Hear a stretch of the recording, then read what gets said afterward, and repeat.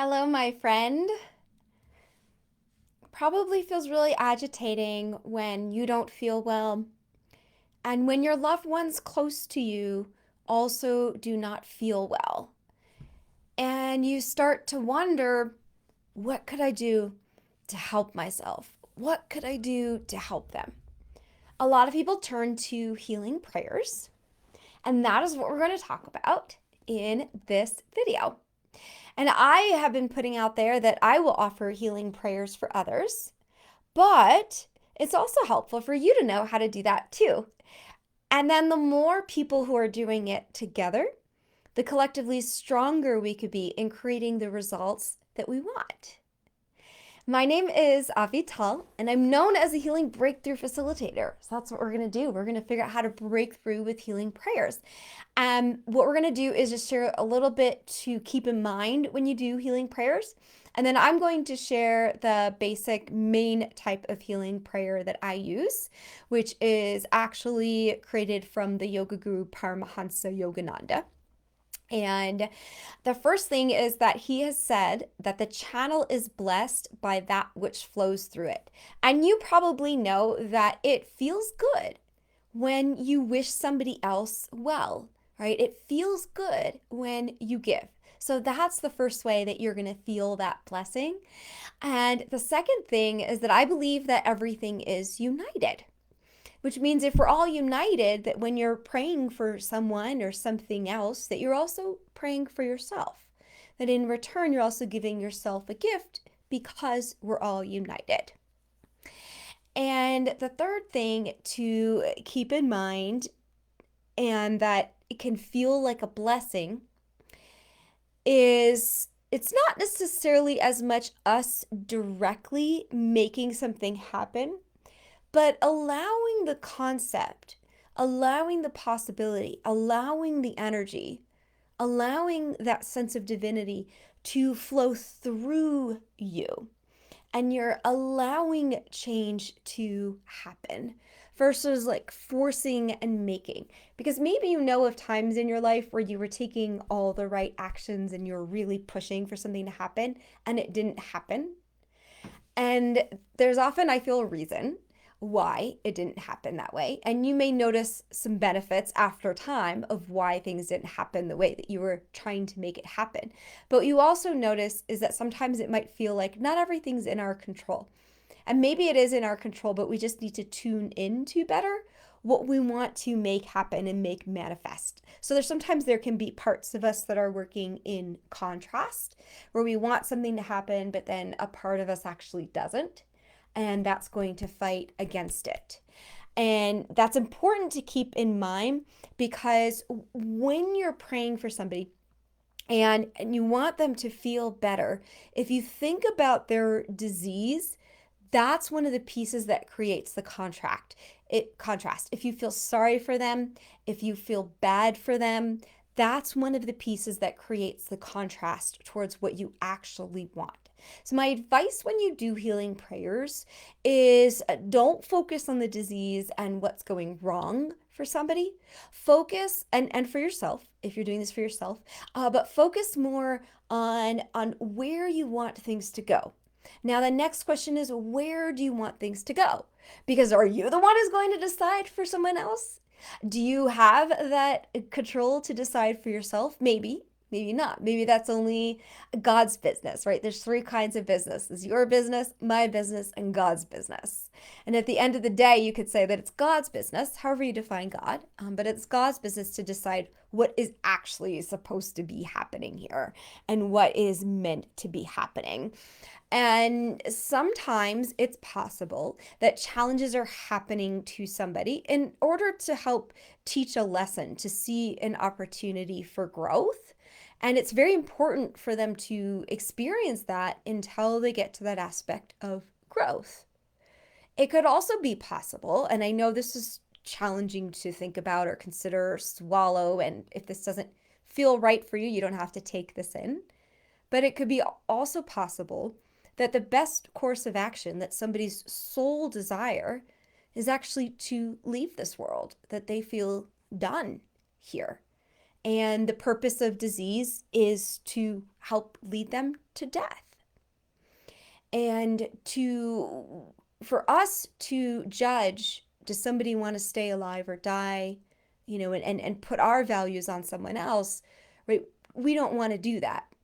I think one of the lessons that I had from this, my grandmother was almost 97. She called me up and said, I'm going to die tomorrow. And please don't cry for me. I've lived a great life and I'm just done.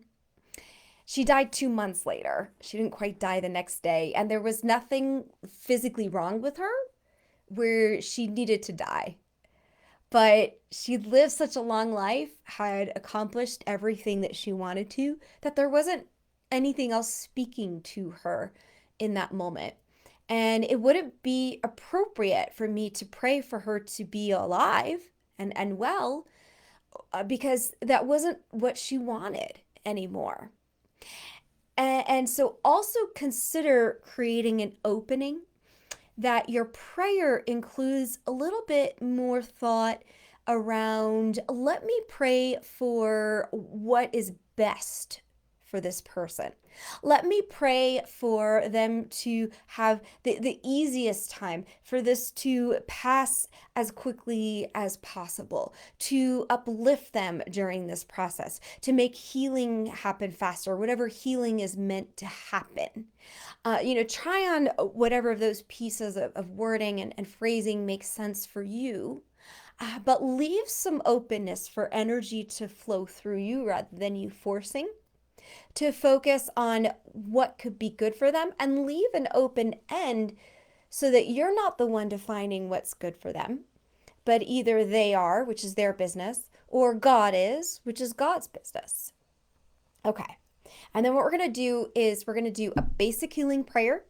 So if you want to keep things more simple, then this is what you do. And if you want a more elongated process, then I will show that after the simple one, in case you want to dive in deeper or just spend more time on it.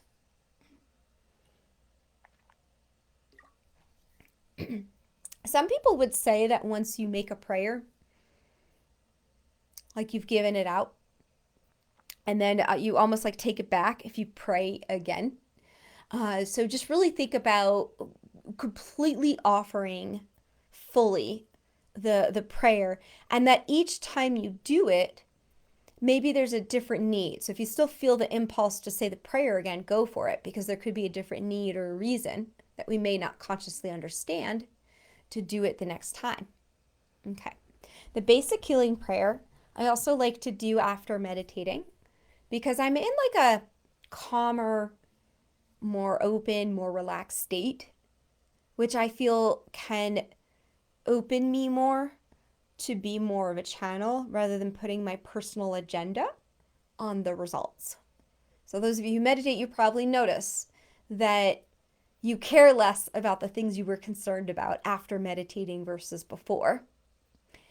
And that's the space we want to be in when we're not as attached to the results. And I'll just have you repeat after me.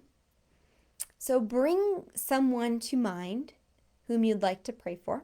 And you can pray for the whole world if you want. And you can pray for yourself if you want. Remember that when you pray for yourself, you are doing that for the entire world. So don't feel selfish if you're praying for yourself. You're not harming anyone else by taking that moment. And you might be helping them by wishing to uplift yourself. The other thing I want to say about this prayer is that these are words from Paramhansa Yogananda. Some of the words may or may not appeal to you, so you can use this as a template or idea and adjust the wording as it feels right for you. Bringing the palms of your hands together, this is actually a mudra, so it connects energy in your body, but pointing upwards sort of creates that reminder to think of directing energy upwards, because when do we feel better? When our energy is going up. So just saying that briefly. And then if you want to close your eyes, you can close your eyes, and you'll also gaze just slightly upwards. And then that way you're continuing to point the energy up. And if you're looking at the point between the eyebrows, right, that is the part of the brain that is stimulated when we're using intuition. which means that you can then tap into a greater awareness while you're doing the prayer. And you can even imagine a beautiful gold and white light there. And imagine that gold and white light projecting out from that point between the eyebrows. And if there's a specific person you're praying for, imagine visualizing them within that gold and white light.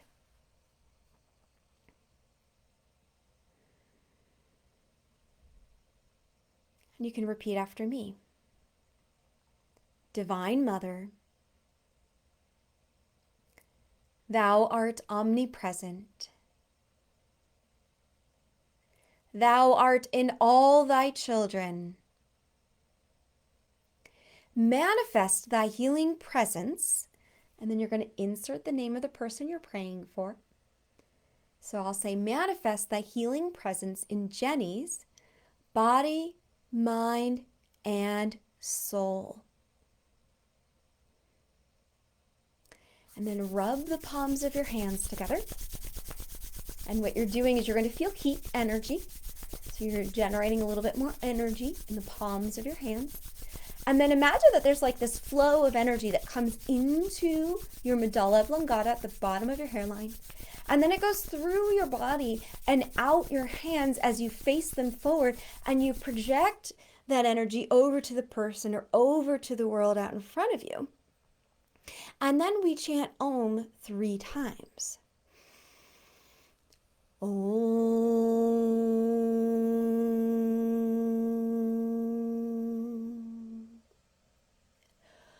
Om.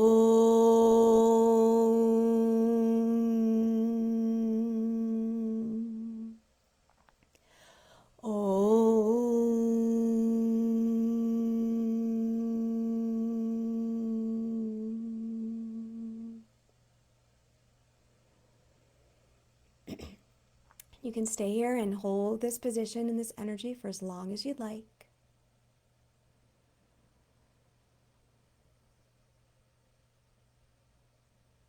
I always like to hold it until I stop feeling the tingling on my hands.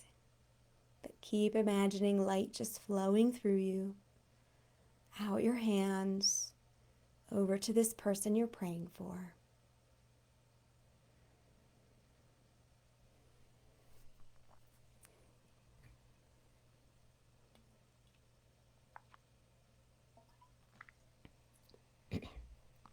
To repeat that basic prayer was, Divine Mother, Thou art omnipresent.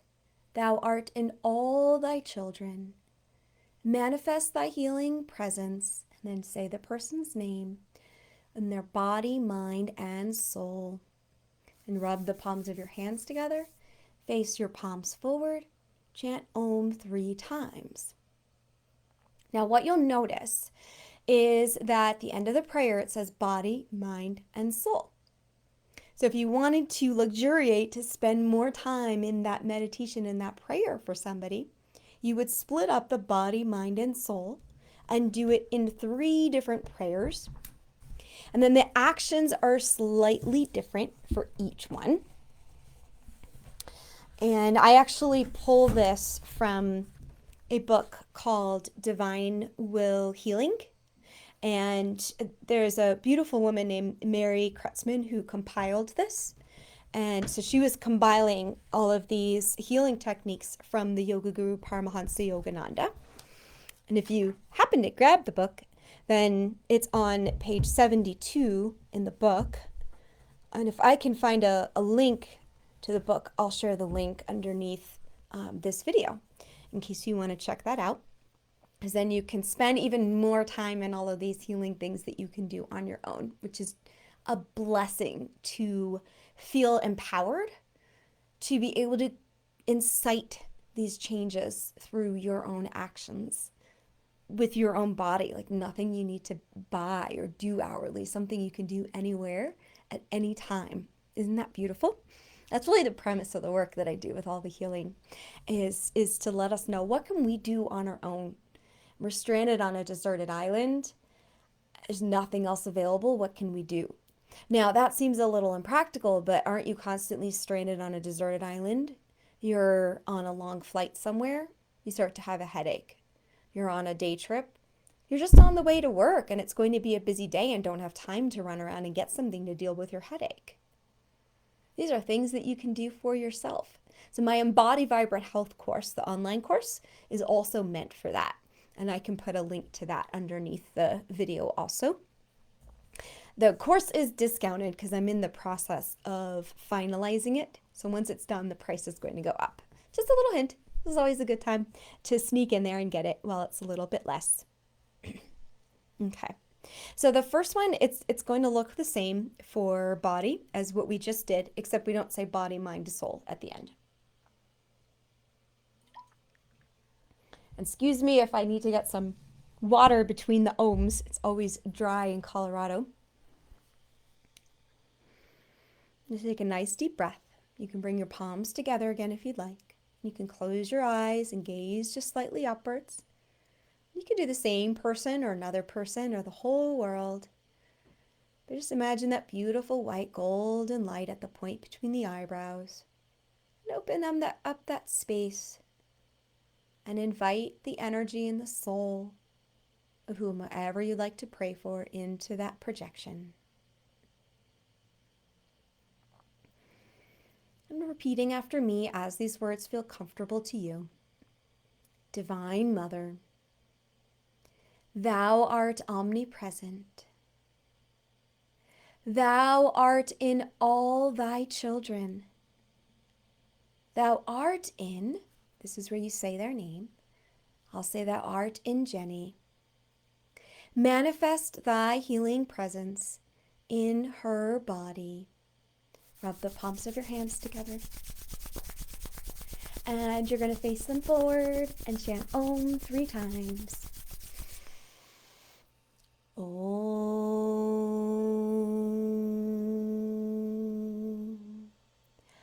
Om.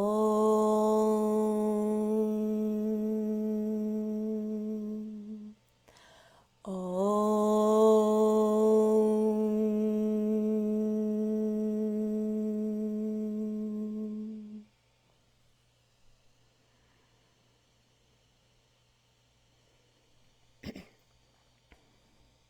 Next part is the mind. And this one, instead of rubbing the hands, we're going to be rotating the hands in a circle. So you'll see that I rotate the hands up when they're closer to the body and down when they're further away. But we'll start with the prayer. Palms together if you'd like. Divine Mother, Thou art omnipresent. Thou art in all thy children. Thou art in Jenny. Manifest thy healing presence in her mind. Circle the hands. You're going to imagine cleansing her heart, moving energy as you move your hands in a circle. Face your hands forward and chant Om 3 times. Om.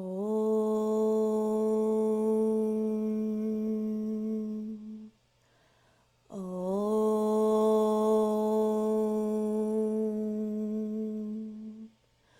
Om.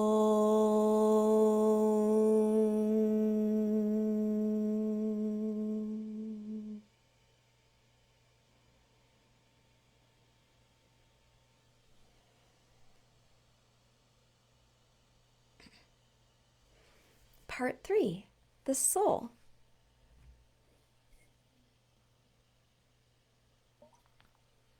Be saying the prayer similar to what we did before, and this time rubbing the hands together and facing them forward like we've done before. Divine Mother, Thou art omnipresent. Thou art in all thy children. Thou art in Jenny. Manifest thy healing presence in her soul. Rub the palms of your hands together. Face them forward and chant Om 3 times. Om.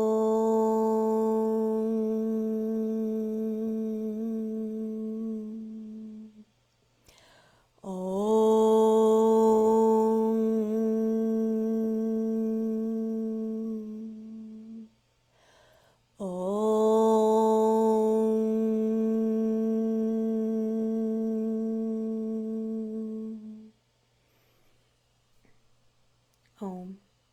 peace. Amen. May you and the whole world be blessed.